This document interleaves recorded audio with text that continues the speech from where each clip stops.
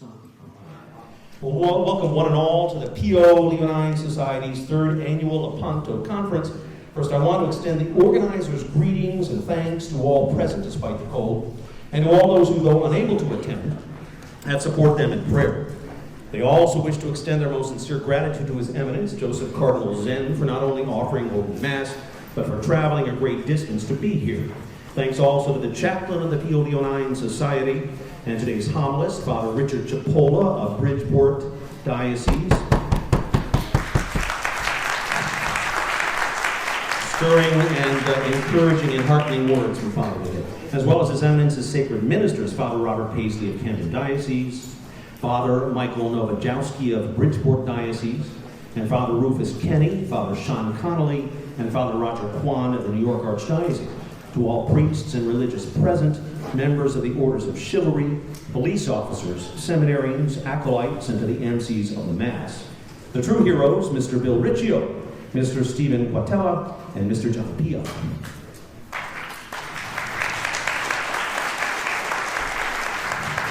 Let us thank the choir under the direction of Mr. James Wetzel for their outstanding contribution to the beauty of the Holy Mass.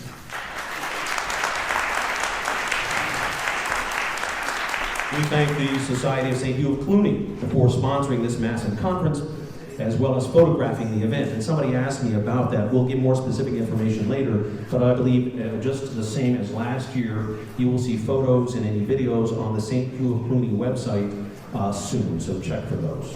Many thanks also to the slaves of the Immaculate Heart of Mary for filming the Mass and Conference, and to Mr. Joe Campo for additional photographical expertise.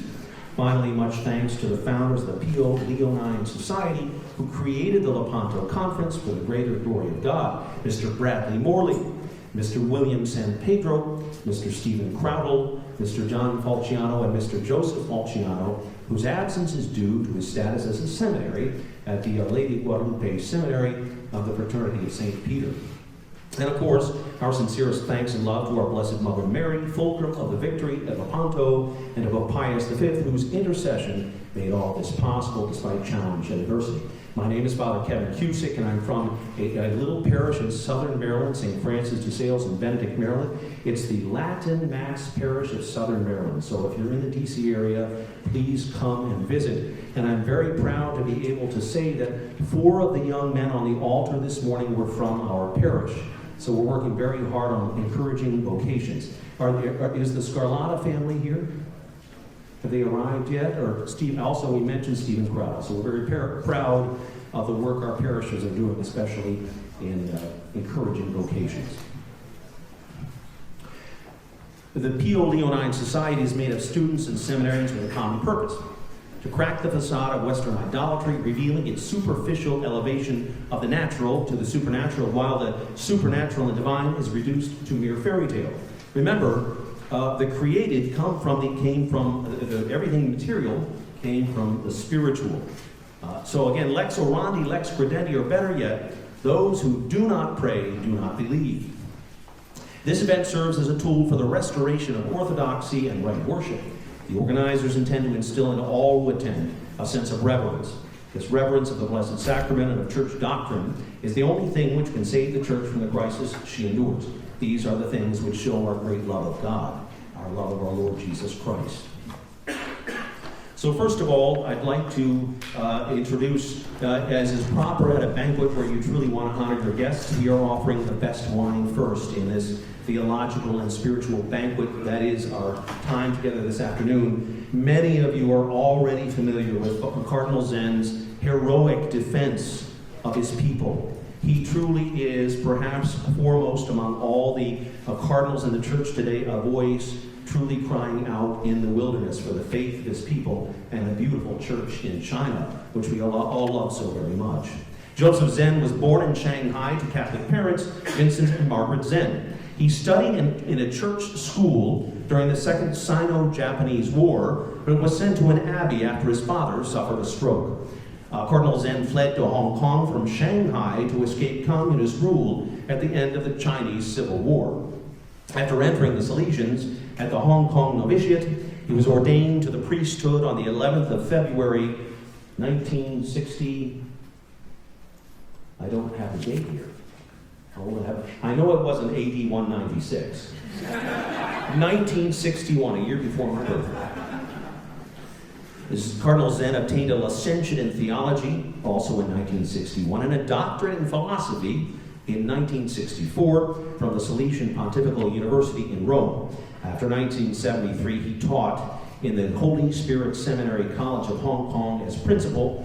In 1978, he became the Provincial Superior of Salesians, which includes mainland China, Hong Kong, Macau, and Taiwan, then resigned in 1983. So it's with great pleasure that I introduce Cardinal Zen from Hong Kong.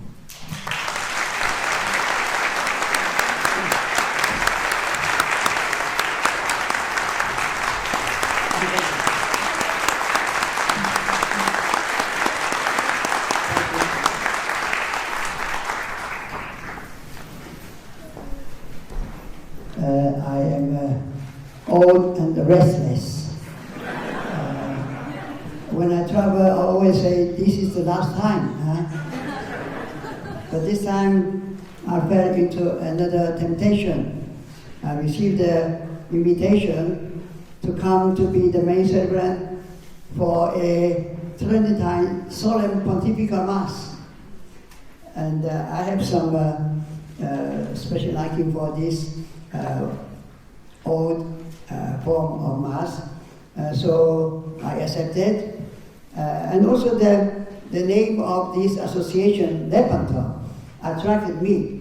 We Salesians, we are particularly devout of Our Lady Help of Christians. And the history of devotion to Mary Help of Christians has a long history, and at the beginning of the history, there's the neighbor war Lepanto. So from our childhood, we like even the sound, the Lepanto sounds very good. And so I come here, and I'm given now 45 minutes. I try to be within this time. I get information just now that the topic should be around the faith, isn't it? Okay. I prepare something, but I suppose has to do something with faith. The first part is to explain why I like so much this Tridentine Mass. And then the second point is about church in China, and the third point is about situation in Hong Kong. Now, why I like so much this so-called old, but better to call it traditional, because it was the normal form of liturgy for so many years in the church. Now we have a new form, which is also very good, but it seems that there is some tension in the church, and those who favor, those who are against. I don't think we should be against anything which belongs to the church. And yes, it is called the traditional form, but there's nothing wrong with tradition. Tradition does mean past things. Tradition means things which have been handed down. Tradition is continuous. We are part of the tradition. So we belong to tradition, we belong to history. And so I had a very special experience, because I lived in Rome. I studied in Rome during those few years of the Second Vatican Ecumenical Council. I was a young priest, and so very easily, very excited about this springtime in the church. And so, you know, the liturgical reform didn't come overnight. It was a long preparation, many theologians. So the reform is not only about the ceremony, but it's the understanding of the liturgy. And so I'm happy that I had a chance to learn much about the liturgy and also the reform of the liturgy. And then I went back to Hong Kong. I taught in the seminary, and after 20 years, I had the chance also go to teach in the seminaries in China. The seminary belonged to the official church under the control of the communist government. But it was immediately after the Tiananmen Square incident. So at that time, everybody went out of China. I went into China. So they welcomed me. So I looked like a friend, trusting the communists. So they treated me very kindly. So I could do everything in the seminary. So starting from seminary in Shanghai. And the Bishop Jing wanted us to introduce the new liturgy. Actually, the new liturgy started first in the underground church. Also because they got the books from Taiwan. And the official church, the government had some reluctance. But finally, they want also to have this new liturgy introduced. I still remember the first Mass according to the new liturgy. It was the feast of St. Jerome. And I was the main celebrant because it was in Shanghai. And I told the seminarians, I said, today we start have Mass in the new form. But don't think that this is good and the old is bad. This is good, but also the old Mass is very good. So remember that we have received our faith through the old liturgy. Our faith and your vocation nourished by this old liturgy. So the reading of the Gospel that day at the feast of St. Jerome said that bonus scriba, the good doctor, takes from the treasure things old and new. So I think that there should never be any opposition between the old and the new, because they all belong to the tradition and to the life of the church. And it is life. The reform is not a rupture, it's a continuation. It's the Holy Spirit always working in the church. Now, certainly there are differences, but I think the opposition is certainly wrong. For a certain period, this Tridentine form was believed to be already belonging to the past, but Pope Benedict said no. It has never been abrogated, and actually it's still very precious. Some say, oh yes, we have to concede to this nostalgia of the old. But I don't think so, because, for example, in Hong Kong, the people who like this form of liturgy are precisely young people. So it's not a question of nostalgia. But when they have a contact with this man, they like it. Why? Because also in the United States, many young people like it because of the beauty, the goodness, the truth.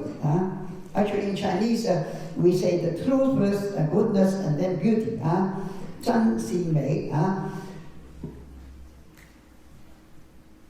They say it is more otherworldly. There is something more of a mystical atmosphere. And it is good because the liturgy is about our encounter with God.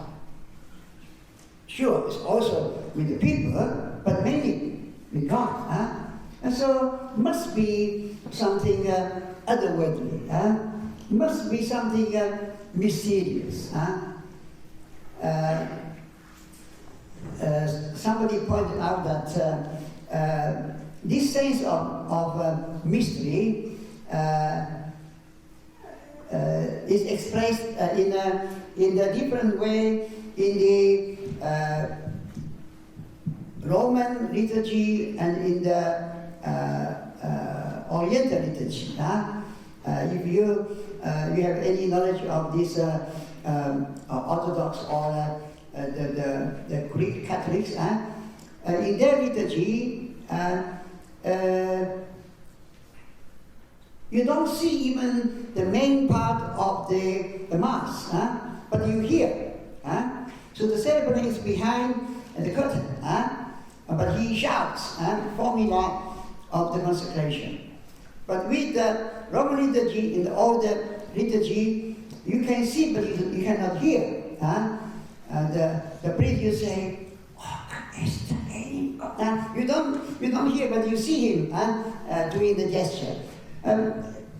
You may laugh at that, but it's meaningful in as much as reminds you that you cannot really understand. So the vernacular is help people to understand, but we have to remember that we don't understand everything. We are in face of a mystery. We have to believe. So it's interesting that not everything can be understood. Surely it's good now with the vernacular we can understand the words pronounced. So I think we have to take what is particularly good in the different forms of liturgy. So it is not about nostalgia. It's not about inflexibility. In Hong Kong, these young people who like the traditional Mass, and for some years you need a special permission of the bishop. And at that time, it was not considered a Mass to fulfill the Sunday obligation. But these young people, they will willingly take part in this Mass, and then they go to the parish to join the new form of liturgy very willingly. They are very active in the parish. So I really hope that we appreciate both the new and old. Obviously, in the old liturgy, Latin is essential. The beautiful Gregorian chant is always based on the words. The melody is always according to the words. And so, if you don't know Latin, you can feel the atmosphere, but surely it's better if you can learn some Latin. And even in the liturgy reform, the church encourages the people to learn some easy pieces of liturgy, like Kyrie, Sanctus, and so maybe you have heard the word reform of the reform, and the people discuss about that. Some say it is wrong to say reform of the reform. But then the expression comes also from Pope Benedict. Pope Benedict is a real expert of liturgy. Now, surely reform of the reform doesn't mean the reform of the Vatican Council was wrong. No. But the Ecumenical Council has produced a very important document. The real spirit of reform is there. Then after the council, there was a commission in the Vatican to work out the details. Now, in that process, there were many very good things, but not everything good. Sometimes, maybe some subjective idea of some expert, or some modern likings which may not completely be in accordance with the spirit of the liturgy. So after several years, it was right for the Pope to say, now we may need a reform of the reform. That means to correct the mistakes and to keep the good things in that reform. So I come here mainly to celebrate this Mass because I like it, and also because I think that it's good that we keep that treasure. Now that Pope Benedict made it also very accessible, we don't need any special permission from the bishop, provided you have some priests. And so I hope the young priests, they still learn some Latin. And then I hope this old liturgy and the new liturgy can both nourish our faith. For the moment, this Cardinal Mass should be exactly as it was before, just to avoid any confusion. But I hope one day, maybe soon, the Church can lawfully even make some fusion of the two. I mean, for example, in the liturgical reform, now we have a wonderful lectionary, so rich readings, the 3-year circle, the 2-year circle for the readings, because in the Cardinal Mass you have reading for the whole week, and now we have every day, and we have the circles. So I really hope our faith is given to the Church, and the Church is a living body. Our difference from the Protestant faith is that they only believe in the Bible. We say no, the Bible is given to the Church, and the Bible is in the life of the Church. Jesus actually did not write any book of the Bible, but his apostles, his disciples did that. And so Jesus and the Holy Spirit live in the Church. So in this living Church, we have so rich means to nourish our faith.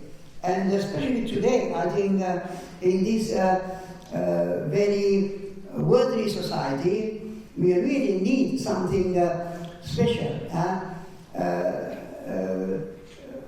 We should not be completely identified.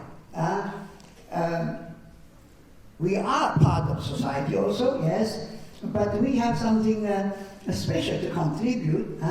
And so sometimes the modern world forget heaven. And with this liturgy, we bring something of heaven to our society.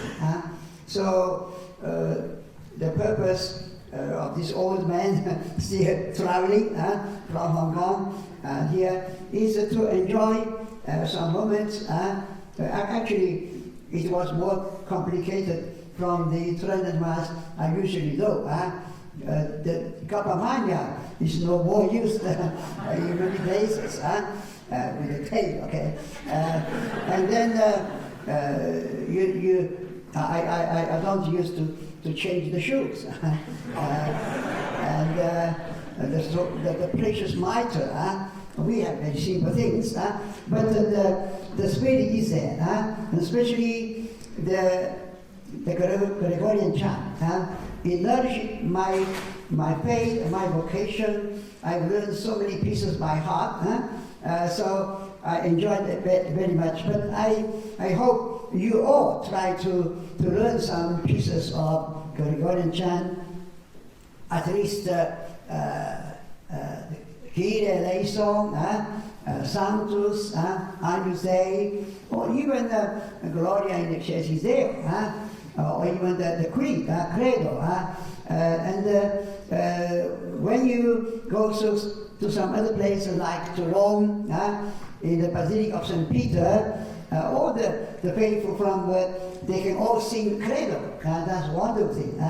So thank Lord we are in the Catholic Church, and we really are privileged. We should not be proud. We should also appreciate everything also in other churches, but we are really fortunate, and we must be very jealous to keep all these rich things in this our Catholic family. So this is my first point. Now the prayer helps the life of faith.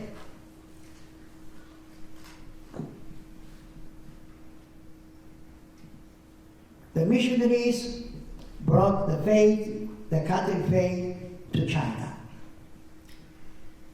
But then the communists took power, and you know that the Catholic Church was split into the underground and the official church. The underground because the government wanted to make an independent church, and that is not acceptable. So people could not follow the government, so they have to go underground. But then the other part of the church, for any reason, they thought it may be okay to compromise, just to keep the churches, to keep the sacrament. So there was the official church. Now, those who went underground, they could not go into underground. So at the very beginning, they were sent to prison and labor camp. And many died in prison and labor camp. So only after many years, after the Cultural Revolution, one day those in the prison, they finished their prison sentence, they came out, then they become the underground. But also the people who at the very beginning, they accepted to be part of that official church, they went into prison the same during the Cultural Revolution. But when these priests and bishops, they come out, they have to go back to the church. I suppose not very willingly, because in spite of their obedience to the government, they went into prison, they became the same. So they suffered those 10 years of Cultural Revolution. But now, the two communities, develop, and the situation is very different from place to place. There are places where you have the majority in the underground. In other places, you have the majority in the official church. There are places where the two communities coexist in peace. But then you have other places where they fight each other. Okay, very complicated.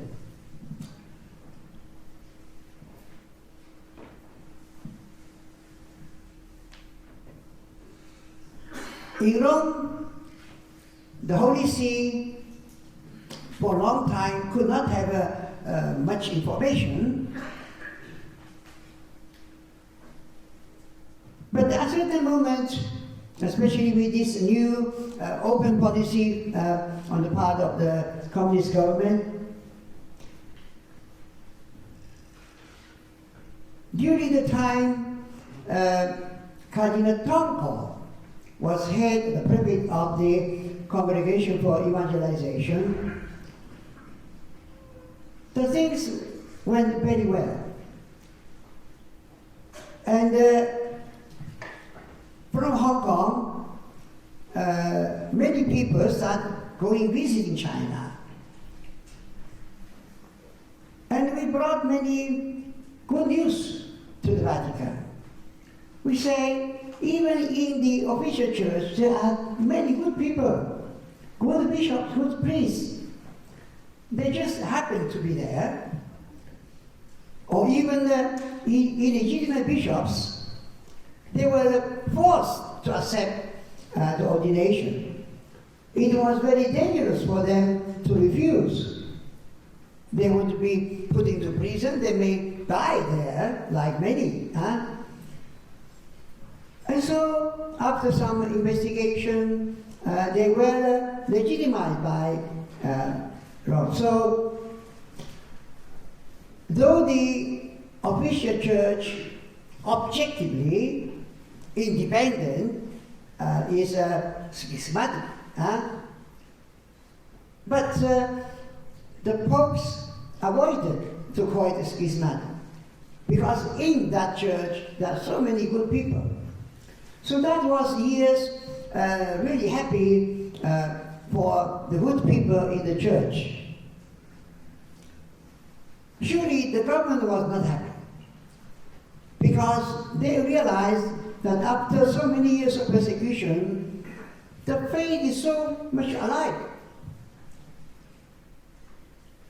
So they started increasing the persecution. I have to be very short because I said I have 15 minutes for each topic. Unfortunately, our church is made of human beings, people. The people are not always perfect. It was unfortunate that in the Vatican, there's a group of people, they are there for a long time, they have power, but they have a wrong experience,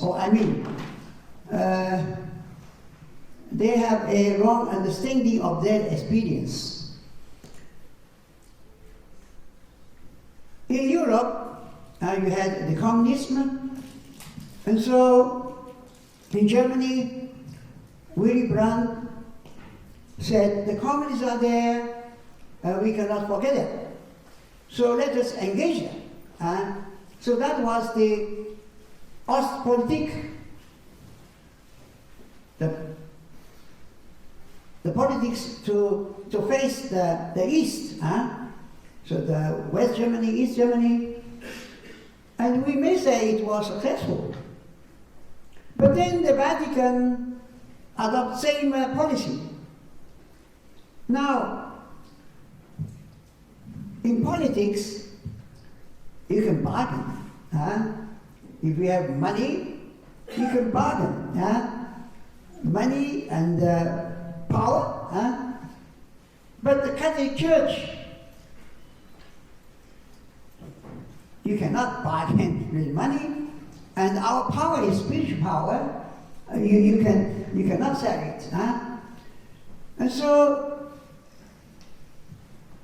Pope John Paul II and Pope Benedict said very clearly, it was a failure. It's understandable that Pope John XXIII and Pope Paul VI, they tell people to try this policy, but the result is that it could not achieve anything. Why? Because the totalitarian regime don't compromise. They want you to surrender. So, even for the European countries under the communists, it was a failure. But, given the long Catholic tradition of those countries, even the Communist Party could not do everything they want to do. So even the bad result could not be that bad. But now in China, we are a very small minority. So when after the year 2000, those people who have power in the Holy See, they adopt the same policy of Ostpolitik, of compromise with the Chinese government. The things went very wrong. Now, I don't think I scandalize you if I say that in the Vatican, the Pope may not always be the one who commands. And because of my contact with Vatican, working with Vatican, I had very sad experience to tell you that during the time of Pope Benedict, the people there did not follow him. And you must read my book. I have a very short time. I have a book.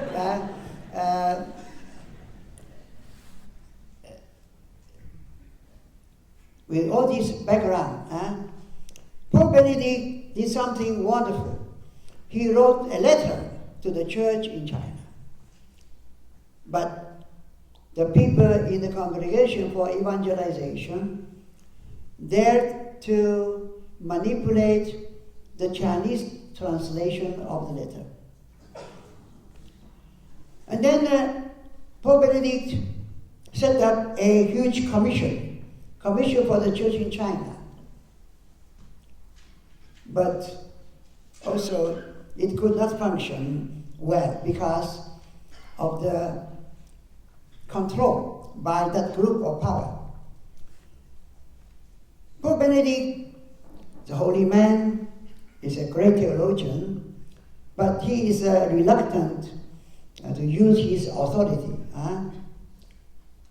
So,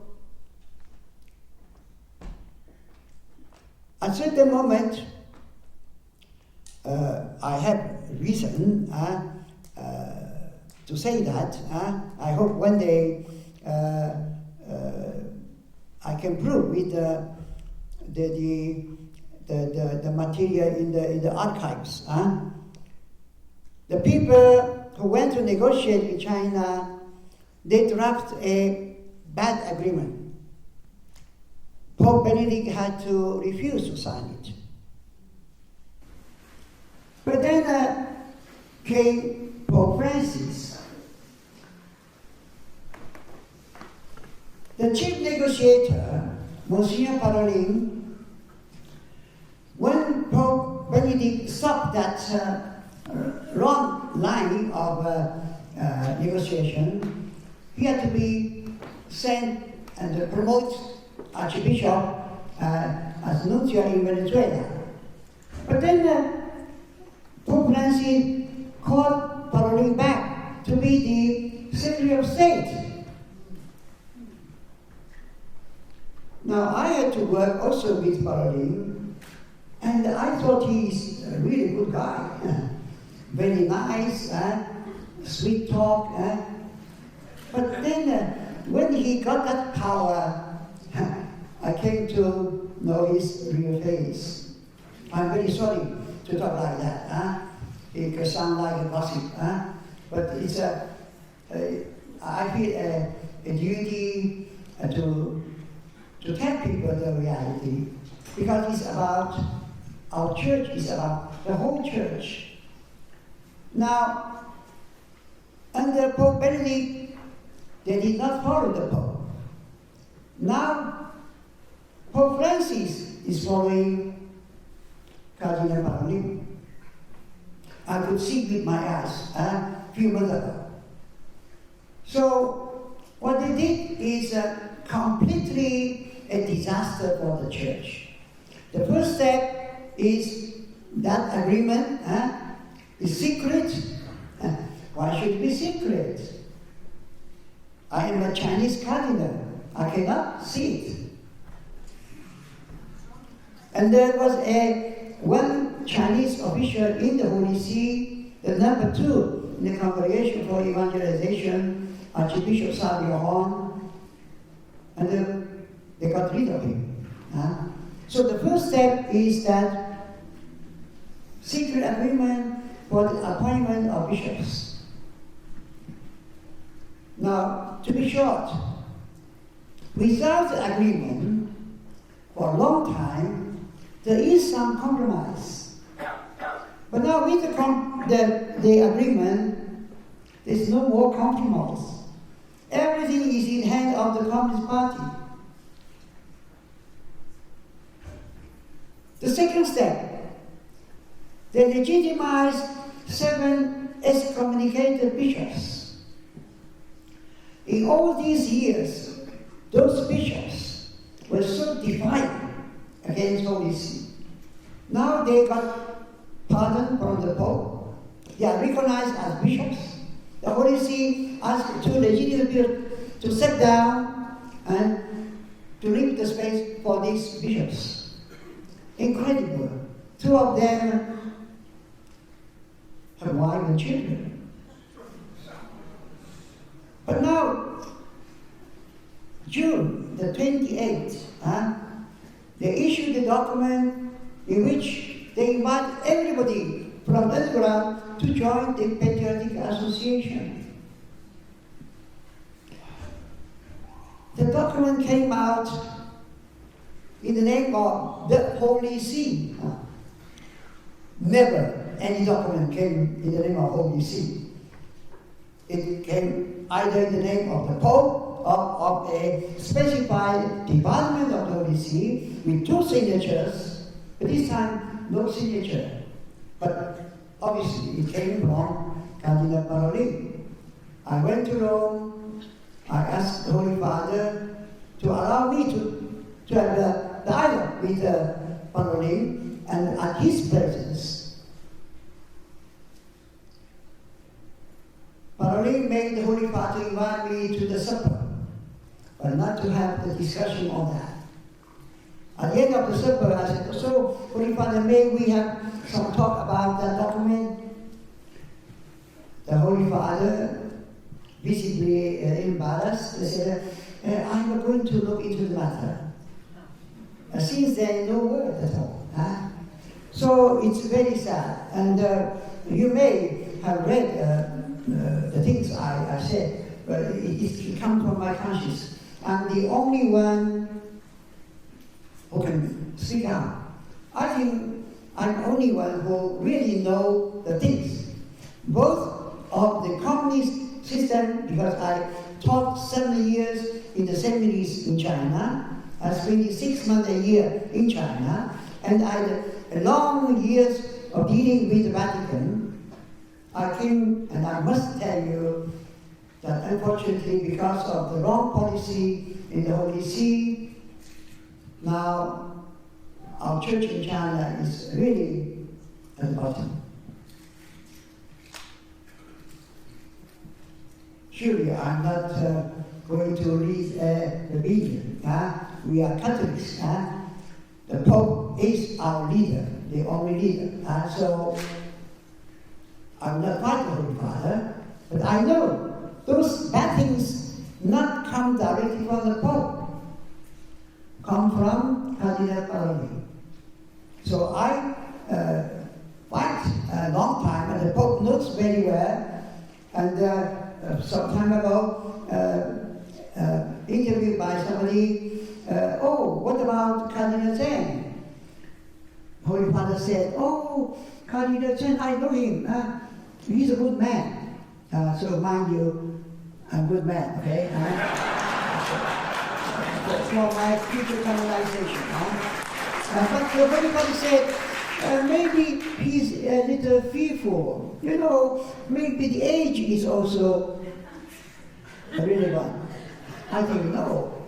The old age helps me to be free, because I have nothing to gain, nothing to lose. So I'm not fearful. I'm simply worried. So please pray for the church in China. I wrote a letter to all the cardinals. I said, what happens to the church in China happens to the church. And you must be concerned. I didn't publicize that letter, but somebody, I hope more voices go to the Holy Father to tell him to be careful, to go deeper into that complicated reality. Then the last point is about Hong Kong. We could come to Hong Kong in spite of the coronavirus. But that's not the worst thing happened to Hong Kong. Again, here is the long story. We have been promised at the beginning, at the handover of Hong Kong back to the Chinese sovereignty, we were promised one country, two systems. We were promised high degree of autonomy. But you cannot trust the communists. So actually, they went back to their promises. So all these years, we fight to have what they have promised. High degree of autonomy, democratic election.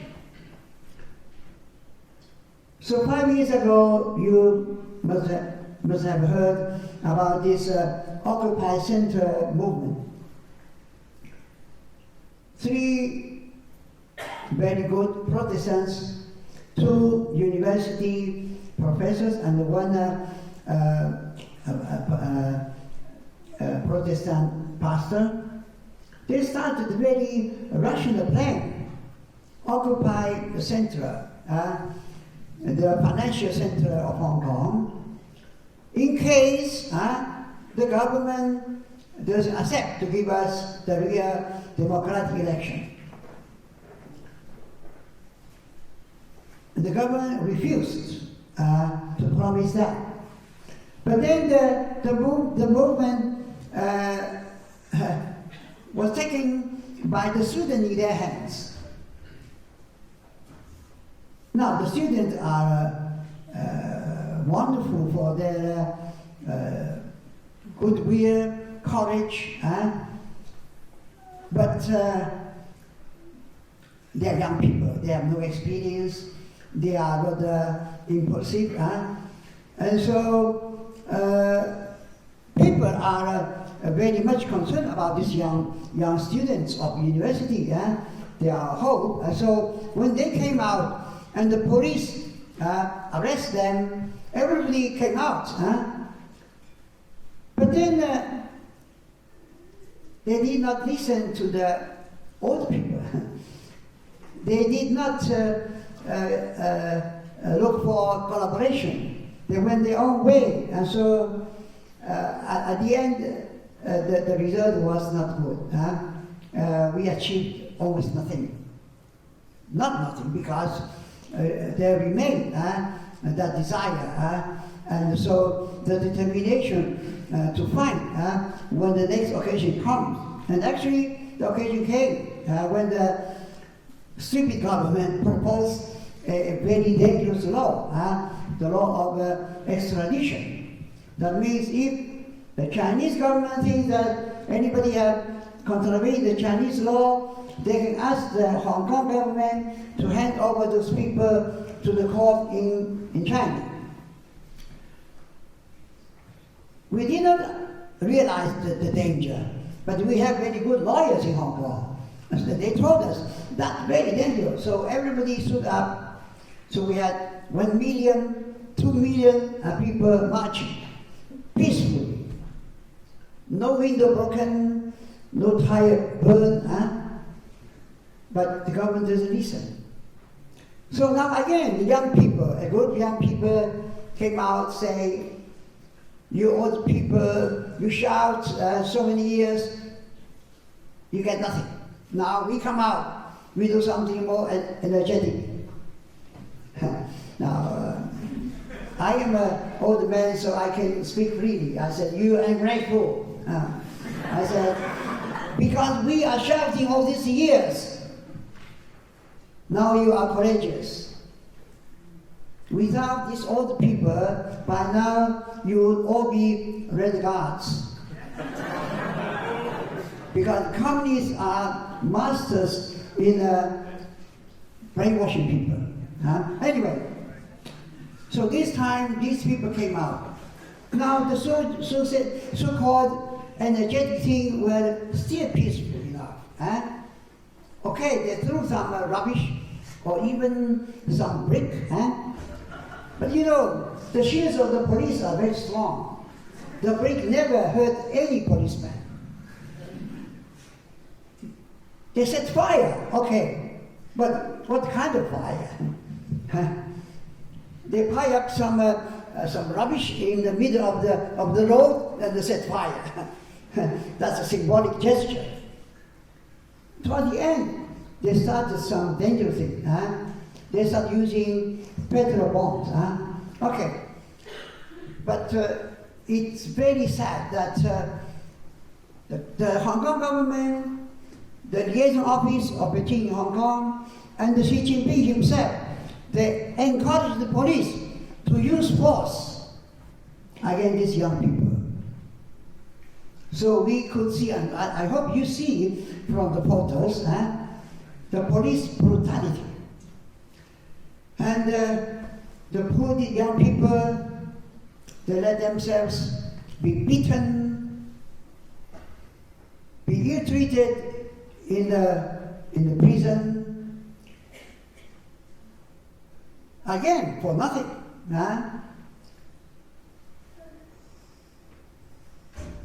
It's a really heartbreaking. And surely we don't blame them. Even we may not agree with those dangerous actions, because they are ready to die for us. And we don't see how things are going to end. Terrible. We had a district council election. It was a miracle. It was a big victory for the democratic forces. But still the government doesn't care. So really, we have to only to hope in a miracle. And again here,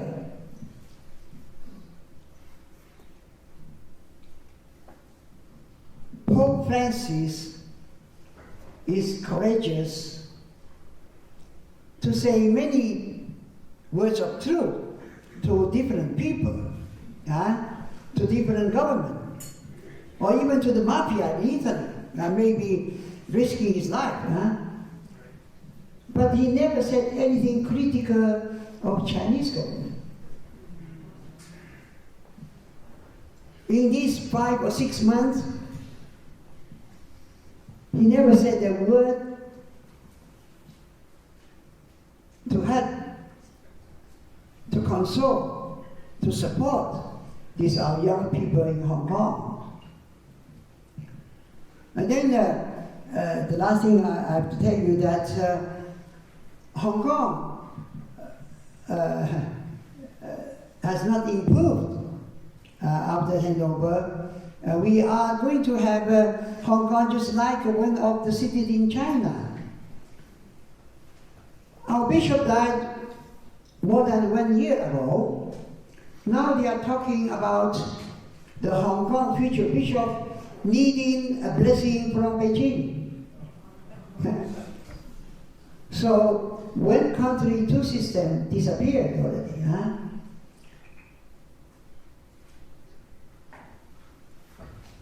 So I'm happy to be here, not only to celebrate that wonderful liturgy, but really to ask for your prayer for the church in China and for our situation in Hong Kong.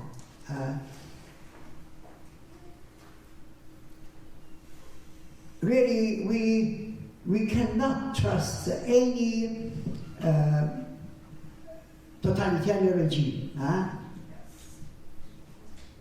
The Vatican say they have a long experience of diplomacy, but I think they are forgetting many things. They are forgetting the concordat with Napoleon. Napoleon made a concordat with the Pope, but then he added 77 articles by himself. And he wanted to have under control Pope Pius VII. Lepanto was Pius V. With Napoleon, Pius VII. He brought him to France. And the feast of Our Lady is also an origin from the freedom of Pope VII to return to Rome. And then the concordat with Hitler. Hitler needed that concordat to start his wars invading the different countries in Europe. So I hope the Holy Spirit may inspire our people in Vatican, inspire the Pope to have some doubt about what the people around him are making to do. And we really hope the Holy Spirit may infuse spirit of faith, of wisdom, and of humility, of sincerity, and not to be short-sighted, but like the liturgy, to bring us above what we can see and to trust in God and still to believe that the blood of the martyrs are the seed of faith, of new Christians. In some of the documents, the people from the Roman Curia, they say, oh, yes, we know the past suffering of these people, but now we look ahead. No. The people have suffered very willingly. Now is the real suffering, because they feel lost. For so many years, the popes are encouraging us to be faithful. Now you tell us to surrender. So we have been stupid for so many years. They have been betrayed. Fortunately, the last document say, if in your conscience you feel you cannot sign that document, you cannot surrender to the Patriot Association, we respect your conscience. Fortunately, there's such a clause. So when the people come to me and they say, what should we do? I said, you never fight the Holy Father. So if the document from the Holy said, people can give name to the Patriot Association, you should not criticize them. But if you, in your conscience, you think it's not the thing to do, you go home. Because now the government comes to say, the Holy Father encourages you to join. If you don't join, we take your church. Because till this moment, even the communist regime, they can tolerate the underground people to have churches, big churches, 1,000 person capacity, but now no more. Now they take the churches because the Holy Father tells you to join the Patriot Association. So I tell them, go home. We can sacrifice the sacraments. The most precious thing we have, we can sacrifice. We cannot sacrifice the faith.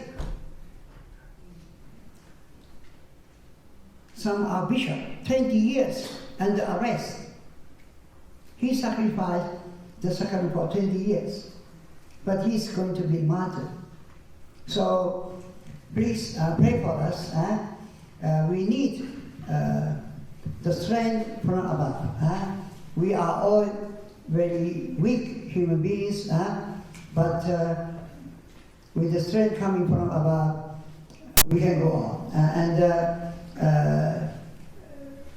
Many martyrs, many living martyrs. People are suffering so much, they can prepare a wonderful future. And when people ask me, how long will the communists be there in China? I said, I don't know, maybe other 50 years, maybe 3 weeks. So in 3 weeks, we see each other.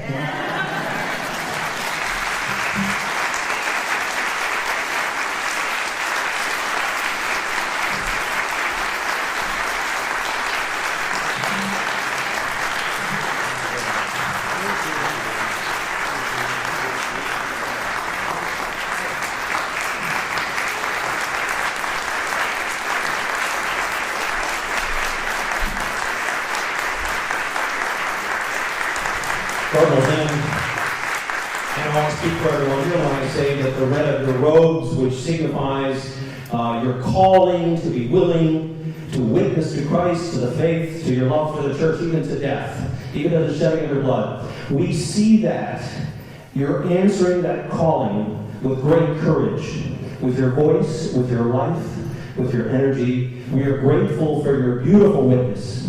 And we thank you so much for that. And you give so much courage to us. We have so much to do ourselves, to live up to the calling ourselves to be witnesses. So blessed as we are here in the United States. So thank you so much. Thank you very much. And we have a little presentation today. Our sacristan at our parish made a beautiful reproduction of your stemma and framed it beautifully for you to take as a gift. Now this is a bad example. They say it's not according to the rules. But nobody taught me the rules. And so my confrere put this according to my motto. My motto is taken from the letter of St. Peter. There's a sentence in Latin, come on.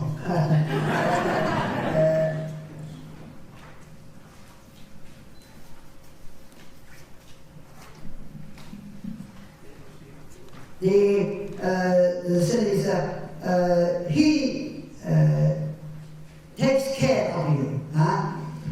God takes care of us. And ipsi cura est. Ipsi cura est. The meaning is that we are in a difficulty, but from above, taking care of us. And so one of my confrères put the dream of Don Bosco, of the two pillars. And on one is Our Lady, Help of Christians, on the other is the Eucharist. And the big ship, on the Holy Father on the ship, appeared there in a fierce letter, like Lepanto. And very mysterious things happen. And so is reproduced here.